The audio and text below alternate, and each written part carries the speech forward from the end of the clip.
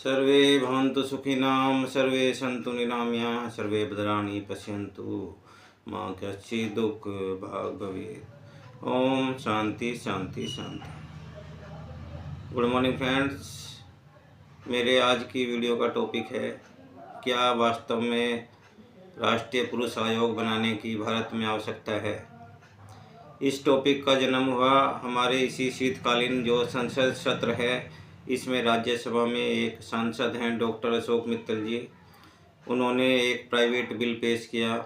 उसमें उन्होंने कहा कि भाई महिलाओं के लिए महिला आयोग है, राष्ट्रीय स्तर पर भी राज्य स्तर पर भी, लेकिन राज्यों में और पूरे देश में राष्ट्रीय महिला आयोग व राज्य महिला आयोग के समकक्ष राष्ट्रीय पुरुष आयोग व राज्य महिला आयोग नहीं है। और इस कारण से जो पुरुष हैं वो एक ऐसी स्थिति में चले गए हैं जब से भारतीय संविधान लागू हुआ है कि पुरुषों को एक डिग्रेडिंग सब्जेक्शन झेलना पड़ा है और जगह जगह अपमानित होना पड़ा है। और जो है ना, निर्दोष होते हुए भी कई बार उन्हें जो है सालों तक जो कानूनी प्रक्रिया है उसका पनिशमेंट झेलना पड़ा है। इस तरह से जो ये प्राइवेट बिल है इसे राज्यसभा ने मान लिया है। अब इसमें एक अब तक राष्ट्रीय पुरुष आयोग बनता है, ये आने वाला समय बताएगा। लेकिन क्या वास्तव में राष्ट्रीय पुरुष आयोग की आवश्यकता है, इस पर मैं अपने कुछ विचार रखना चाहता हूँ। तो मैं एडवोकेट राजीव कुमार आपको समझाना चाहूँगा कि जो राष्ट्रीय महिला आयोग है उसने एक अच्छी भूमिका अदा की है और महिलाओं के उत्थान में इसने काफ़ी प्रमुखता से जो है अपने कार्य को अंजाम दिया है। इसी तरह राज्य महिला आयोग भी अक्सर जो है एक प्रेशर ग्रुप का काम करती है और जो राज्य की संस्थाएं हैं, पुलिस संस्थान हैं, उन पर प्रेशर बनाकर जो है महिलाओं को न्याय दिलाती है। तो इस प्रकार से ये भी एक प्रेशर ग्रुप का काम ही करेगा राष्ट्रीय पुरुष आयोग। हालांकि जो है आपने देखा है कि राष्ट्रीय महिला आयोग और जो राज्य महिला आयोग है इनका काम कई बार जो है बहुत ही हल्का होता है, क्योंकि ये कोई भी एफआईआर खुद दर्ज नहीं कर सकती है। इसके लिए जो केवल एक रिपोर्ट जो पुलिस विभाग है उसमें देंगी और उसके आधार पर एक प्रेशर का टैक्टिक के अंतर्गत जो है पुलिस को कई बार जो है पुरुषों के खिलाफ केस दर्ज करने पड़ते हैं। और ये जो है भी एक अच्छा तरीका है, क्योंकि पुलिस के पास डिस्क्रिशनरी पावर होता है कि वो एफआईआर को दर्ज करे या ना करे। हालांकि ये सब कुछ कानून के अंतर्गत ही होता है, लेकिन फिर भी जो है जब तक महिला आयोग और ये का प्रेशर बनाती है तो उस कारण जो है पुरुषों के खिलाफ जो इस तरह की प्रक्रियाएँ एफआईआर दर्ज हो जाती है। लेकिन मैं आपको बताऊंगा कि ये जो आर्टिकल 15(3) है इसने जो है वुमेन और चिल्ड्रन के लिए विशेष प्रोविज़न बनाने का हमारे संविधान में लिखा हुआ है। तो इस प्रावधान के अंतर्गत ही महिलाओं के लिए बहुत सारे प्रावधान किए गए हैं, जिसमें से आपने देखा कि पंचायती संस्थाओं में 50% तक आरक्षण हो रहा है, नगर निकायों में 50% तक आरक्षण हो रहा है महिलाओं के लिए। साथ ही जो है महिलाओं के लिए विशेष प्रोविज़न भी किए गए हैं। अभी जो पोक्सो एक्ट है उसमें जो 18 साल से छोटी बालिका हैं और जो बच्चे हैं उनके लिए भी प्रावधान है। इसके अलावा जो रेप कानून था वो 1983 तक समझा गया कि ये थोड़ा हल्का इसमें सज़ा का प्रावधान है, तो इसे सख्त किया गया। उसके बाद 1983 के बाद फिर ये समझा गया कि रेप कानून में हो भी और स्ट्रिक्टनेस लाने की ज़रूरत है। तो 2013 निर्भया कांड के बाद वह 2018 में पुनः रेप कानून को सख्त बनाया गया।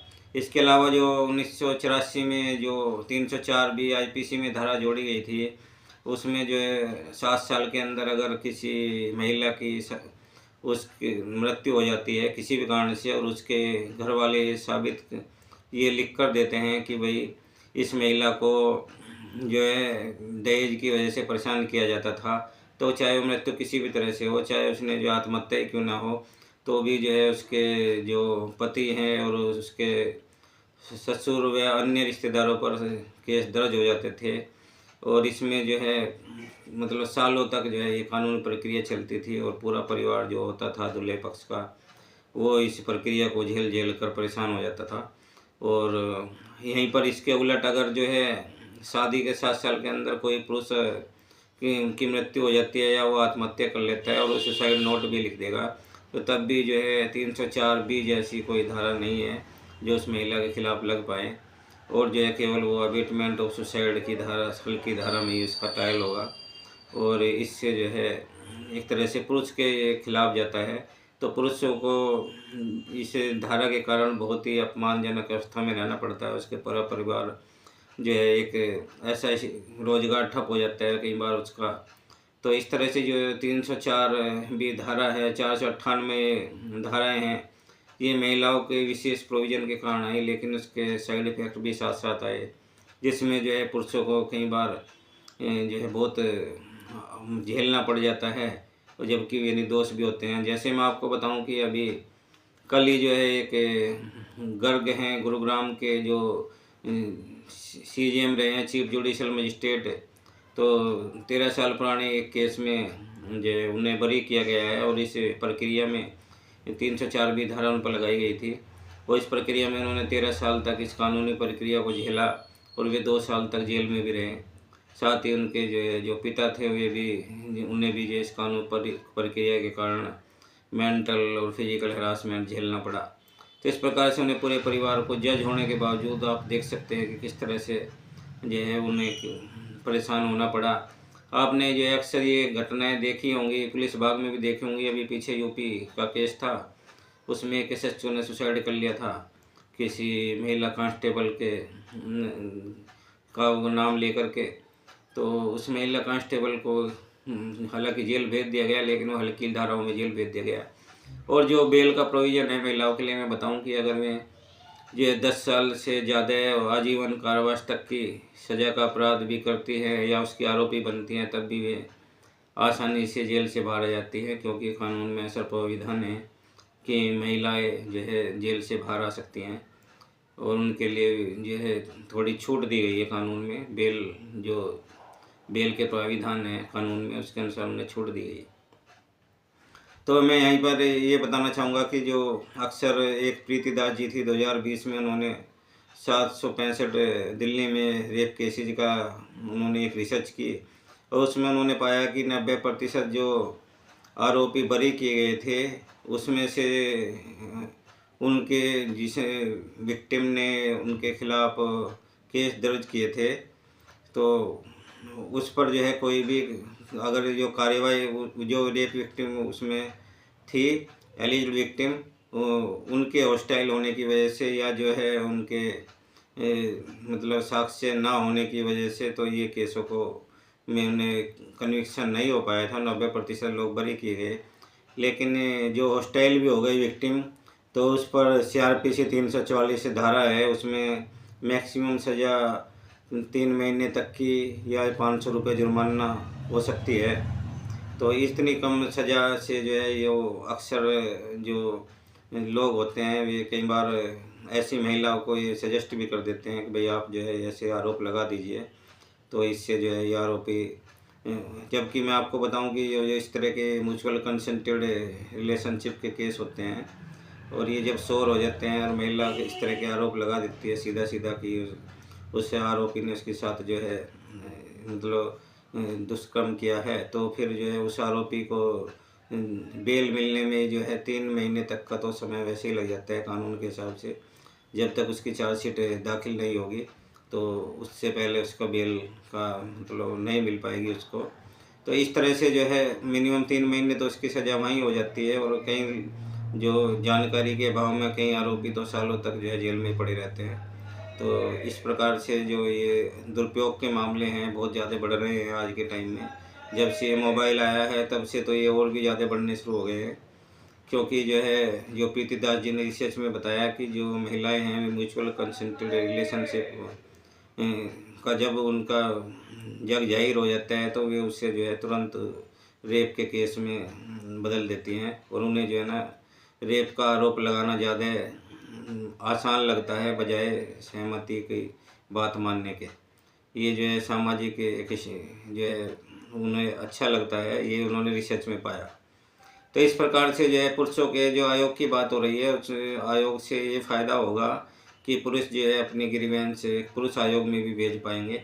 और जब पुरुष आयोग में ये उनकी ग्रीवेंस या एप्लीकेशन जाएगी तो उस पर पुरुष आयोग जो है प्रेशर बना सकता है पुलिस एजेंसी पर कि जो है ना ऐसे जो फॉल्स केसेज हैं उन्हें दर्ज ना करें। और इस तरह का प्रावधान उस कमीशन की जो संरचना की जाएंगी, उसके जो फंक्शन तय किए जाएंगे, उसमें ऐसा किया जा सकता है।